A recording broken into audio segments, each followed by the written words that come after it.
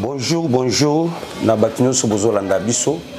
To Pambolibino Place nous sommes se retrouver partout dans le monde. Que le Dieu de la Bible vous bénisse. To Zanakati ya émission, il y a Église Centre Spirituel Chrétienne au Congo qui est dirigée par le visionnaire, notre maman la prophétesse, maman Michael Fabiola Mbemba. Que Dieu vous bénisse encore. Moi, c'est le révérend pasteur Domi Mayenga. Nous avons eu encore une grâce, il y a participer à cette émission, il y a l'église Nabiso Centre Spirituel Chrétien au Congo, où ils ont dirigé la servante de Dieu, Zambé à Pambola, maman Nabiso Michael, et Moussel Nzambé, Oyo Zambé à Lukai. Parce que ils ont un ministère, ils ont un bâtiment, Luka Zambé, mais ils ont un bâtiment, Zambé à Luka Bango. De la servante de Dieu, notre maman Fabiola, que Dieu te bénisse. Vraiment, Azam Moko ya Moussel Nzambé, Oyo Nzambé à Lukai, Ndenga Lukaki David, mais à Lukaki David, à Luki Namboka qui s'est retrouvé parmi les troupeaux, et ce qu'on Zamba qui n'est qu'aujourd'hui. Tout ça, il y a un thème principal où ils allaient intituler la église centre spirituel pour l'année 2020 sur Dieu d'abord. Vraiment, l'Andabiso partout s'est retrouvé. Zambé à Pambolayo, l'Andabiso a quelques minutes. Et je sais que vous n'allez jamais d'ici. Un message Oyo, Nzamba Pesaki na servante nae et maman Nabiso Fabiola pour l'année 2020. Dieu d'abord. Et Togoloba, pourquoi bana Nzambé mingi bazako échoué na vie, na ba parcours ya vie na bango na ba domaine ebele et pourquoi makambezo simbati. Tango Nzamba a révélé na servante na thème Dieu d'abord, c'est-à-dire là nous voyons directement que nous avons vie à Moutou.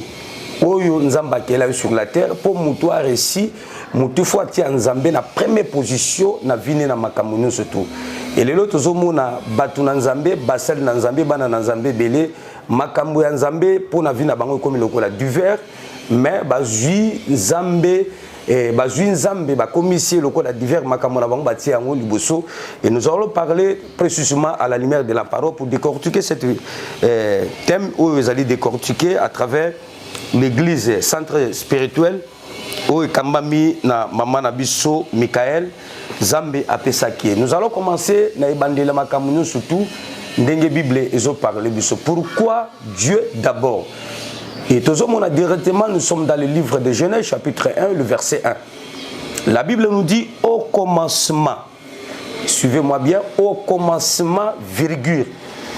C'est-à-dire, balobi na ebandeli, bâtir virgule. Directement, bazo présenté Bisson Zambé. C'est-à-dire, au commencement de toutes choses sur la terre, on nous a présenté un Dieu qui est le créateur du ciel et de la terre, c'est-à-dire avant la création de toutes choses que Dieu a créées sur la terre, on nous a présenté directement Dieu. Yango Genèse bazo présenté déjà les bandeli au commencement virgule Dieu, c'est-à-dire Dieu d'abord. Na katia via mutu mutu moko ta ko réussi na sina mukili sans Nzambe. L'échec n'est juste pas na katia maloba ya Nzambe, na katia Bible tuzote yango. Alors d'où vient l'échec? Échec ezoya na vie ya mutu tango mutu azui vie na ye atiango liboso azui Nzambe atie na sima, c'est là où il y a un problème parce que dans la vie il y a un principe, si tu cherches le ciel Dieu va te donner la terre et si tu cherches la terre Dieu va te priver le ciel parce que mabele a dépendaka na lola mais lola dépendaka na mabele te ce qui mvula mokolo moko te mvula elonga na mabele kinda na lola. Mais lola nde mutapé sakabiso mvula pe lola mutapé sakabiso nyos tozana yango besoin sur la terre. Yango bazo présenter biso na ebande na Genèse chapitre 1 au commencement Dieu virgule Dieu créa le ciel et la terre. Tozomona ke avant Nzamba sala biloko nyoso asala na sena mukili Bible zolo ba ebandeli ezalaki. Yango tozomona ba problème ekoti na vie na biso batulilo parce qu'il y a même des gens qui prient même dans notre vie conjugale, dans notre vie sociale. Tozomona kino batu ebele na place siba luka Nzambe qui est le producteur de tout ce que nous avons besoin batu bazo luka biloko ya mukili o Nzambe asala. Donc pour na koyebisa biso kino batu bazana posa ya biloko ya Nzambe mais bazana posa ya Nzambe te. Oh biloko nyonso to biso to kutiango na sela muke za la mariage, ezala élévation, ezala voyage, c'est Dieu qui est l'auteur de toutes choses. Pour te dire que non mutu nyonso azwa Nzambe atia na sima eza pas si pour réussir na vie na ye na ba domaine de la vie. Eza pas si pour réussir mingi na vie na ye. Yango zo mona bato mingi pourquoi baza privé na biloko nzambe utaka na lola pour epesa mela biso, c'est-à-dire na mokili azo lukango azo zo yango te, pourquoi? Parce que azu nzambe atie na deuxième position. Yango Bible zo présenté biso na deuxième verset, nous sommes dans le livre de Matthieu chapitre 6. C'est un verset que tout le monde a ébi yango. Bible zo loba na biso cherchez premièrement le royaume de Dieu et la justice, toutes choses vous seront données par-dessus. C'est-à-dire, Bible zolo bakeno, la première chose, le quoi la biloko no soto zalakango et utakana lola, Dieu est l'auteur de toutes choses. Balobi premièrement na vie à mutu. Ne bandeli balobi au commencement, c'est-à-dire mutu soka bandi na nzambeti.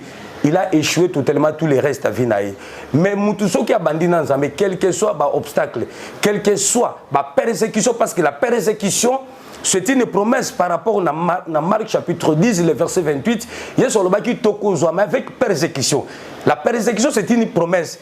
Quel que soit aux autres traversés, mais ce qu'on a en Zambie et Longo. Je te promets, mon frère, ma soeur, maman, aux autres partout où se retrouver dans le moment où.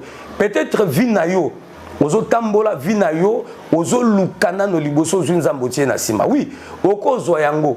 Mais yeba ke soko zui yango diable loko la yebi ke no biloko oyo nzamba za na protection na yango te ako récupérer yango nyo surtout na ba problème na ba accident na ba maladie na makambo ebelo ko se retrouver toujours par terre parce que eloko nyo so nzamba sala yango eloko nyo so nzamba pesaka mutu la première chose nzambe yemoko azwa ka protection na yango pour na ko protéger yango yango bazo présenter biso na Matthieu chapitre 6.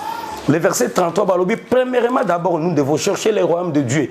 Ceux qui m'ont déjà engagé déjà Lola et comme il y a biloko nous sommes ambassadeurs na mukili et copé samelaye. Pourquoi? Parce que voir même Matthieu chapitre 1, Jean chapitre 1, le verset 1, Bible zolo bakeno, au commencement était la parole était avec Dieu. Et la parole était Dieu. Elle était au commencement avec Dieu. Toutes les choses ont été faites par elle. Et rien de ce qui a été fait n'a été fait sans elle. C'est là où il y a un problème.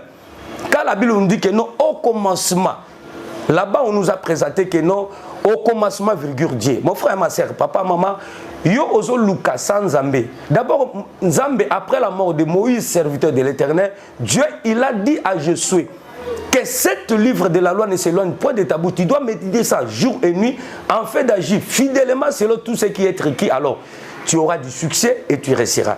Là, nous comprenons directement que non, l'homme, ça la parole, comme l'homme, il a été créé par la parole. Donc, l'homme, ça la parole de Dieu. Nous sommes ça la côté. Tu veux conjuguer tous les efforts. Au cause de Maël na yoté, au Zumakas na yoté, mais sans Nzambe, ça lui loba Nzambe, au Zelo comme côté. Yango awa, lobi na ebande les ala ki Nzambe. Et na ba ibande les alaki liloba ezalaki nzambe pe liloba ezalaki nzambe balobi ne bandele loko monsieur ezalaki te kaka nzambe balobi ezane loko moko te esalema sa liloba. C'est-à-dire nous surtout mutalinga zwango il doit mettre Dieu à la première position et que Dieu bénisse sa servante pour nous appeler ces révélations. Il y a thème grand thème oyo dira l'année 2020. C'est eza année moko prophétique, il y a un chiffre de 2020. C'est-à-dire malgré tout, moment trop traversé na yango et loko mokote oyo et ko échappé. Le 5 mois na confinement, le Dieu de la Bible, Job a présenté qui biso que nous, je sais que mort rédacteur et vivant. Le Dieu de notre maman la prophétesse, maman Michael, il est capable. Il y a côté le manavinayo na mois août, il y a mois octobre, na mois septembre, puis na mois décembre. Les 3 mois où est 3 mois et demi. Le Dieu de notre maman, la prophétesse Michael, a capable, il y a côté les manavinayo, comme Job Alobaki, je sais que mort rédacteur est vivant, il se lèvera. Pourquoi nous avons se lever? À se lever toujours dans la vie à Moutou Oyo, Mazo Mona Nzambe. Moutou Amona Kanzambe, Amona Biloko, nous sommes Moukileza Pamba. Parce qu'il sait que notre Dieu, il est le producteur de notre vie. Et le producteur ne peut pas produire quelqu'un si cet homme n'a pas de produit. Donc l'homme, à quoi qu'on soit, et l'eau comme côté pas Nzambe, ce qui a un eloko Nzambe, katina yeti. Là, nous devons comprendre et puis nous devons souligner pour tout le monde miracle et Nzambe na bon mona. Ozo luka libala, ozo luka musala, ozo luka nous surtout. Na yebite est-ce que Nzambe a la première position na vie na. Est-ce que Dieu d'abord otiaka nzambe la première position ou nzambe azaka na deuxième position, ozomona intelligence na yo, ozomona sagesse na yo, ozomona parce que vous êtes né dans une famille où bazala quelque chose na vie na bango te. Bien aimé na lingi na ebisa yo réussite ya vie ya mutu nzamba zo ebisa je suis pour osana succès peu au récit d'abord maloba langue longwa na munoko na yo te, tu dois méditer ça jour et nuit afin d'agir fidèlement selon tout ce qui est écrit, alors tu auras du succès et tu réussiras. Vraiment nazo interpellé toujours mon frère mon ndekonanga oyo aux 8 ans kolanda biso na émission oyo na église na biso centre spirituel Oyo et Kambami, la servante de Dieu, notre la prophéteuse, Maman Nabiso Michael. La grand thème Oyo Boé, Yango Toye Kaka ko interpellé yo. Parce que 3 mois où etikali Nzambaza capable. Yako sala miracle na vie na yo. Zongi c'est là tout ce que tu as perdu alors. Récite ya vie ezaka kamuke, ezaka problème que nous comprendre que nous na échoué quelque part il faut na zongi la nzambe. Ngala linga verset au mingi David azolo bana Psaume 23 le verset alobi l'Éternel est mon berger, je ne manquerai de rien.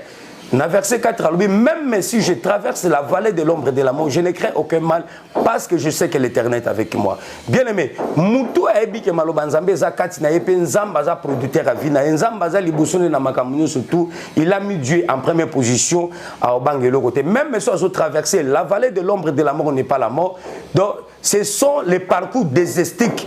On nzamba ko benga yo alekisio suka suka ko bimisa yo parce que na kati ya parcours désestique, il y a ce que nous appelons il y a le jugement réparatoire. Nzamba ko memo na désert moko boye pour azongi son nzela na ye parce qu'après ça kio peut-être oyebi ko gérer yango te tu as abandonné l'Éternel Yahweh le Dieu qui est le commencement de toutes choses, l'alpha et l'oméga.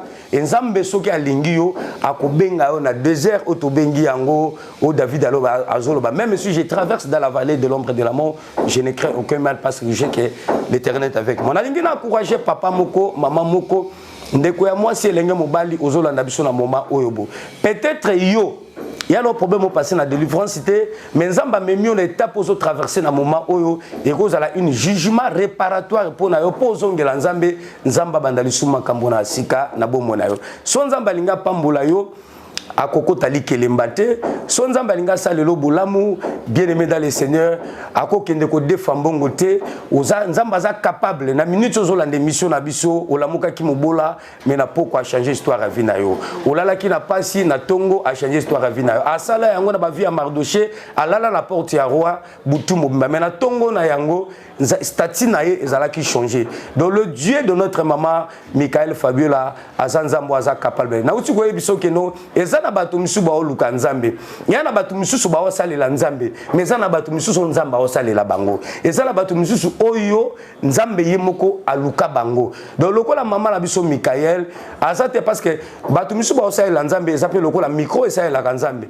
mais ye nzambe ndazo sele aza locomotive véhicule o nzamba mataka na nzoto na ye po na kopambola peuple na ye donc aussi occasion il y a kolanda biso na mokolo ya lelo quelque soit ba moment so traverser na yango tu dois faire l'exégèse il y a vina yo koyeba est-ce que nzambe otia nzambe à première position bato miso batie biloko na bango batie bana na bango batie mibali na bango nde baza liboso batie nzambe sima.